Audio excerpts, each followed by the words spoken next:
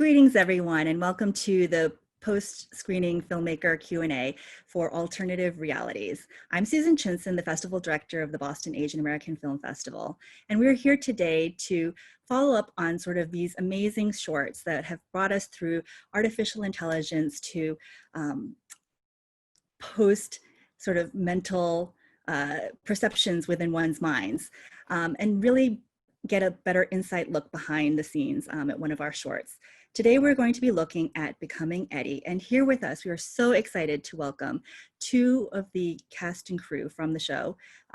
That is, first off, we have Ed Lee, who is the writer, and Leland Bowden, who is the director. Both of them are here to join us today to give us more insights and word on sort of how this all came to be. Welcome. Thank you for Thanks, having Susan. us. Hi. Well, you guys are fantastic. Welcome. Thank you so much for joining us today. We're really excited to have both of you here. Congratulations on this amazing piece of really hilarious comedy. I think it was it was the last shorts in this block, and coming into this conversation, I think, audiences probably are having a great reaction as to sort of the absurdity of all of it, but with all the nostalgia that you threw in it for someone like myself who grew up in the 80s and 90s, like hearing so much about what's so familiar to me has been amazing. I'd love to hear a little bit more about sort of the genesis of the story. I understand it, Ed, as the writer, this really came out from something out of you. Would you mind sharing? Yeah, I mean, I asked myself what I wished for when I was a kid, because I've always wanted to make something autobiographical, and I had a few years ago. I'm a TV writer, so probably like 10 or 15, about 15 years ago, I went out with a comedy pilot about a Korean family, and I was told that there was no market for it, that All American Girl had kind of just failed, and it really sort of took me off of writing about myself for a long time. But then I became a professor at Emerson, and there was actually a grant that I was applying for, and they had to ask, you had to have a project for it. I was like, well, I want to do something about my childhood. So I built the story around my wish when I was a kid that I could be Eddie Murphy. And it was, I was obsessed with Eddie Murphy. I listened to Eddie Murphy stand up. I recited it like when I was way too young to probably even understand, let alone say the words that were in Eddie Murphy's stand up. And a lot of that was because I wanted to fit in, and I wanted to be like because I grew up in a mostly white, town, and my school was mostly white, and there were some people of color, but not many. And I always just like wanted to be one of the kids. I wanted to be one of the gang, and I was doing this thing. I was doing whatever I could to just sort of try to give myself an identity where I could be one of the gang. And in the end, like now that I'm older, I can look back on it and see that, what made me different, actually, if I embraced that and was able to sort of own it, then I could be a more complete person. And it really isn't until more recently that I've made those realizations. So essentially, it's kind of like me going back, and like, if I could show this movie to myself when I was 10, I think my life would have been a lot better. So now I want to at least show it to 10-year-olds now who might be feeling like an outsider or feeling left out or whatever. And I mean, it's not appropriate for 10-year-olds, but but I think it's a story that sort of resonates to anyone who has felt like an outsider, and that it's okay to be yourself. Oh, definitely. That's fantastic. Now, sort of how did you sort of start to build out the crew and sort of making this reality? I assume you got the grant, and then kind of what happened from that, and how did you, Elon, get? I got the grant, and then the first person I sort of partnered with was Joyce Liu Countryman, who is our fantastic producer. And I had known her through, I went to AFI and I taught at AFI. So I got in touch with Patty West, who is in charge of thesis production at AFI. I just asked if there was were any Asian Americans or BIPOC who were recent graduates who might, you know, connect with this material and who might want to, you know, take a shot at producing it. And Joyce's name came up as a recommendation from her. And then, you know, I checked with a couple of my former students who had, you know, been in Joyce's class, and they said Joyce was fantastic. So it was a really good partnership. And Leland is someone who I'd known for a long time via the comedy community in Los Angeles. So Leland's a big part of UCB. I did a lot of IO. A comedy school that exists on LA and in New York. Yeah, and I did IO West, which was Improv Olympic, formerly Improv Olympic. And, you know, there was a lot of crossover between like a lot of our mutual friends. So it was kind of, you know, what I was finding, and like really early on, what I found with both Joyce and Leland was that to get people on board, I just had to show them the script, and there was no like, all of a sudden it was like they were selling themselves to me instead of me trying to like really get them on board. So, you know, and once Leland came on board, you know, we really started raising money, and it was you know, it was a big process. It took quite a few months to actually raise the money that it took to, in addition to the grant money, to make the project. Great. Leland? So Leland, can you share with us then, like, you know, when you got this script, what were your thoughts? And I mean, folks, I mean, myself included, recognize you from your role as Bex on Andy Mack. And, you know, I'd love to hear more about sort of like that crossover, sort of going from behind, you know, in front of this camera to behind the camera. Absolutely. So when Ed presented me this script, we just wrapped season 3 of Andy Mack. And this narrative in my head, because of Andy Mack, was so loud of the idea of Asian American representation. You know, being part of Disney Channel's first Asian American family show made me, yes, I know, it's like such an exciting milestone to be a part of. And it really put me in a direct connection with fans who, I would get feedback all the time being like, hey, you know, I really wish this show was on when I was a kid, or this show is so helpful for my daughters who don't get to see people who look like them on TV all the time. And so this narrative was really, really in my head. And Ed's script is about delving into your Asian identity and how does it make sense in a world that, in a country that that may not see you always as American, even if you're American. So this script was just so attractive for me to hop on board with, and also be able to like connect with my own identity. Like Ed and I had so many fun meetings where we were brainstorming of what happened, how we felt in our own childhood, what made us feel that way, what we tried to hide, and just to fit in. So so making the trek from actor to director with this project, I was already motivated by that strong narrative, and everything else felt like it came pretty smoothly to me just because I was so excited about it.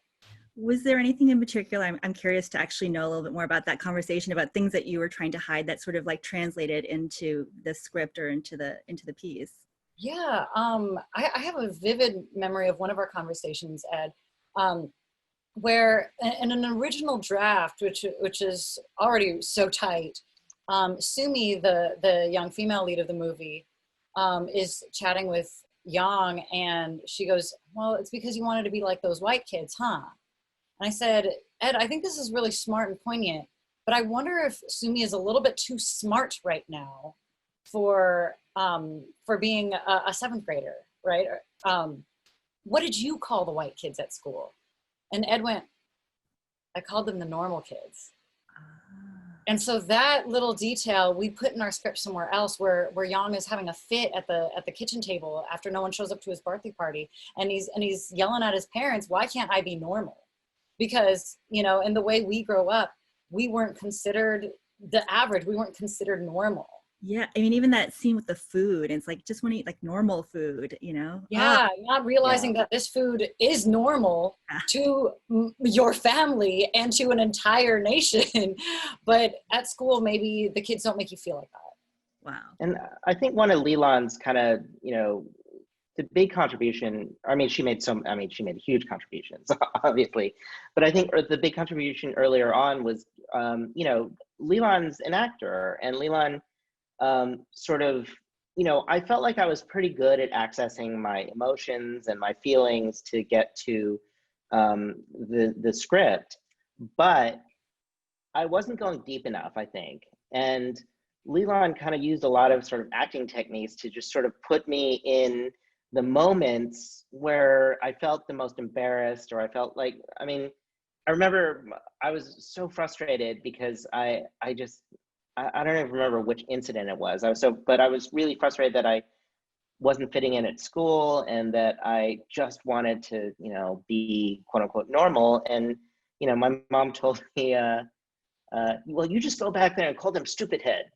And I was, and part of the frustration is that, and I think the part of the frustration, that scene with Helen Hong, who's fantastic as well, and Charles Kim, who plays the dad, it's that because they came over, they're like the sort of zero generation of immigrating.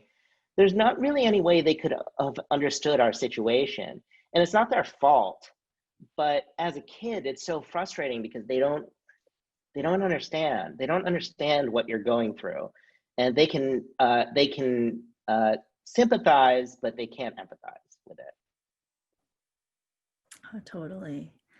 Wow, I think it was an amazing job. I feel like that definitely came through, and at least for myself, also being sort of that, 1.5 generation, I came over when I was very, very little, but like that sort of immigrant perspective that my parents had, and myself really growing up in an American culture, and sort of just trying to figure out like the birthday party thing. Like that was so, like, I remember being like, I just want to have a birthday party, and like begging my parents, be like, can we get pizza?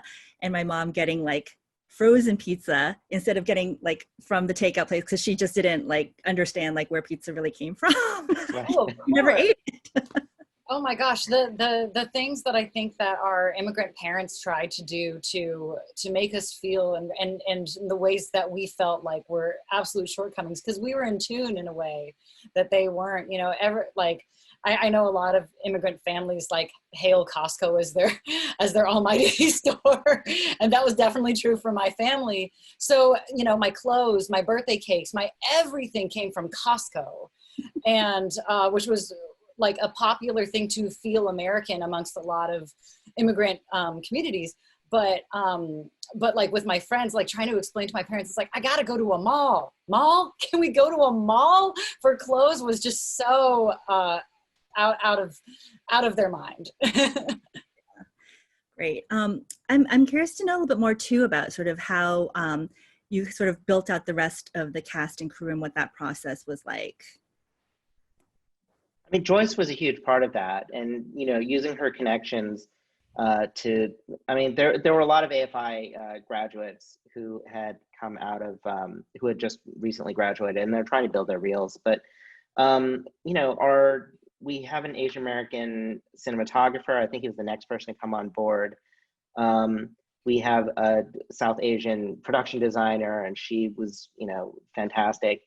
And we had an Asian American casting director. Yeah, and that was actually hugely important. The material like in a personal way, and had a short list in his head of like, I already know who might fit this really well.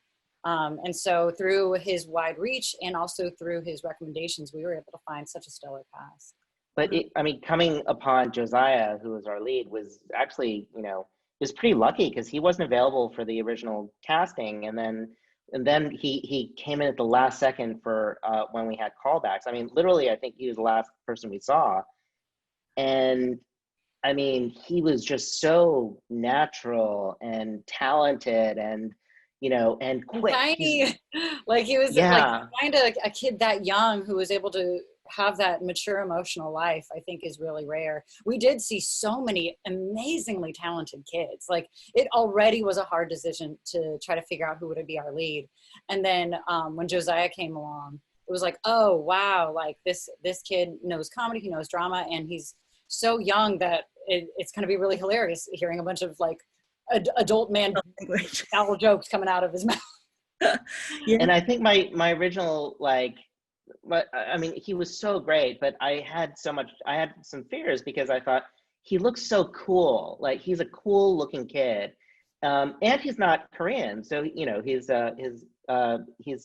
Filipino heritage, and um, which, you know, it's a different like skin tone and eye shape or whatever. But what, you know, we went out and bought the wig, and we brought a picture of, I gave our hair and makeup person a picture of myself with a bowl cut, and she just cut the wig I think she brought him over and put the wig on and gave him a haircut to look exactly like my haircut when I was a kid. And, you know, with that and the glasses, I was like, this is perfect. He was so good.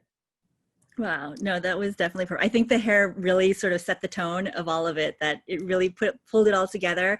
As much talent as he has, you know, the hair for me just was sort of like, yeah, that was exactly That it.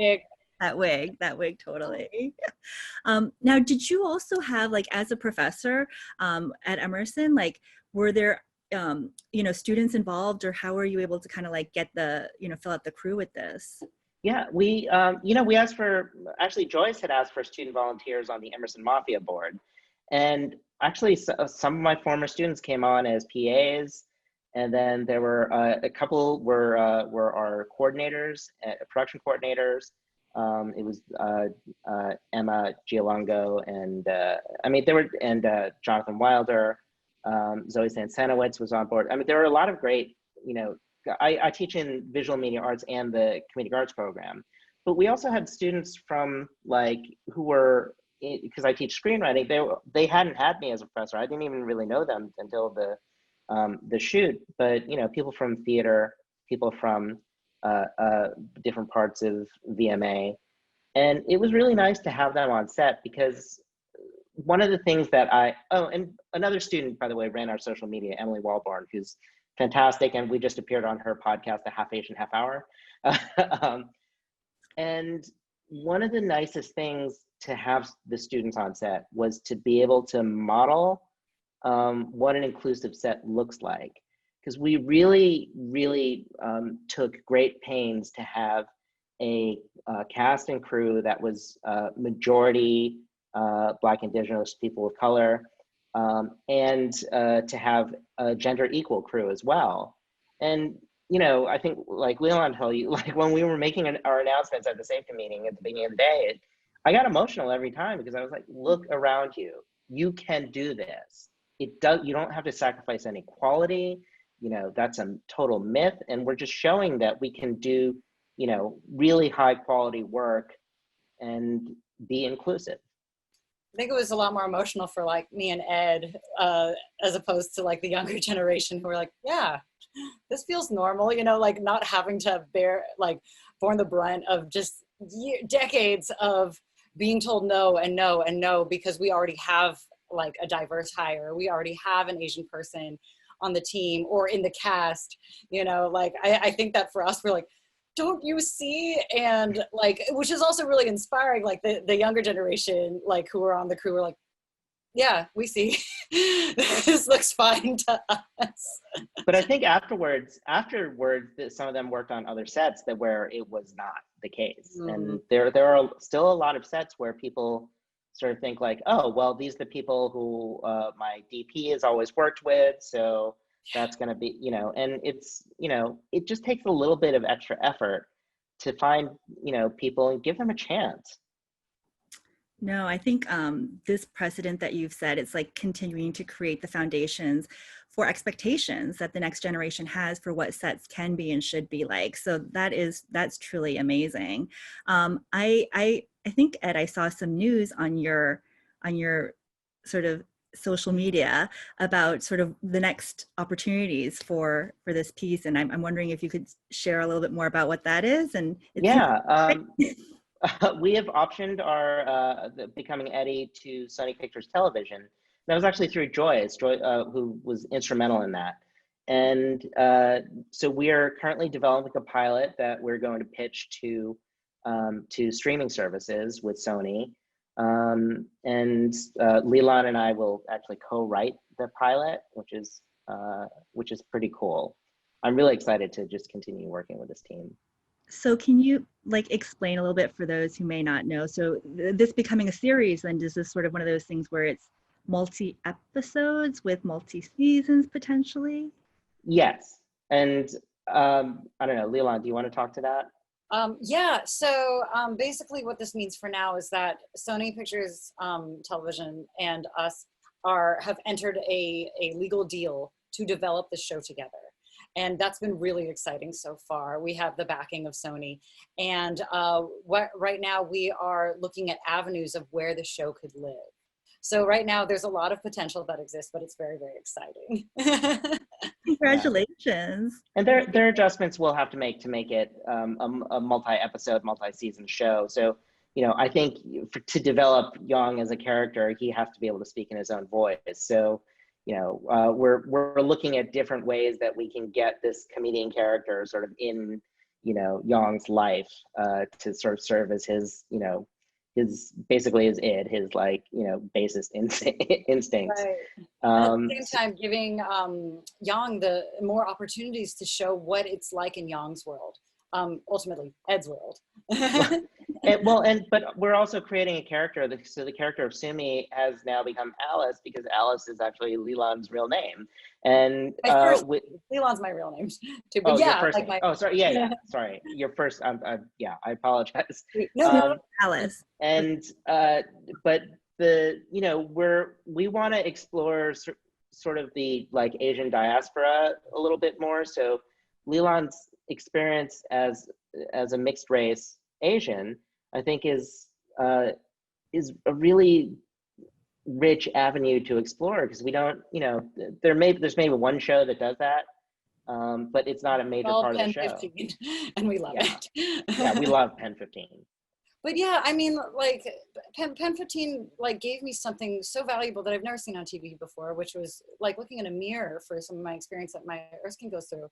And with this show, with this opportunity with Becoming Eddie, the TV show, we get to have, what would it be like if all the scenes were like exploring the navigation of your cultural connection and also trying to fit in at school, you know, and I feel like that's so rich. There are so many stories there that have yet to be told. So that's what really excites us about this project. Yeah, but at the same time, making sure that it's like raunchy and funny, and you know that it's, you know, it's sort of having the humor of Pen 15 or Big Mouth, and you know, because I think putting it in that sort of, you know, palatable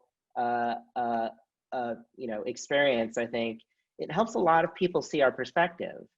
And we, you know, I think we desperately need shows like that show that, yeah, Asian American people aren't just the sort of like nerd or the serious person or the depressed person or whatever. It's like, yeah, some of the funniest people I know are Asian American. Including you. Including Leland. You guys, birds of a feather flock together, and I think there's certainly been a lot of synergy in all these relationships, and from Joyce sort of helping to be in that coordinating producing role. It's great to see sort of how a team has come together.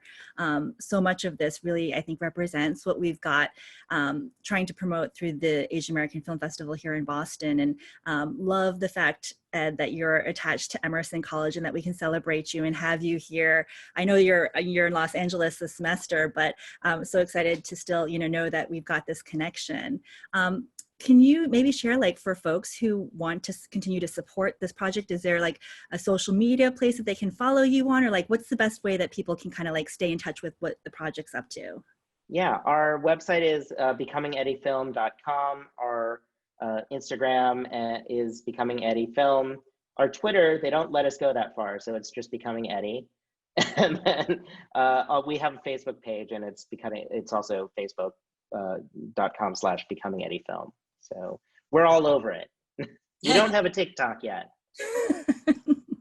We'll leave that to the next generation. Get Emily back. Yeah. Please tell us how to Becoming Eddie TikTok. Or if Jan or Eddie as a child, you had a dance that you would start the Becoming Eddie dance. Oh yeah. Yeah. I'm taking this idea. Fantastic. Is there maybe any last words that you'd like to share with folks who are watching, or anything last note of that, of you know, from the set that you want to share? Just invite you to do that now. Ed, I'll let you go first if there's anything from Well, you. I mean, because we're sort of like of the attachment at Boston Emerson College, you know, I do like really enjoy teaching at Emerson College. The comedic arts program and the VMA program are fantastic.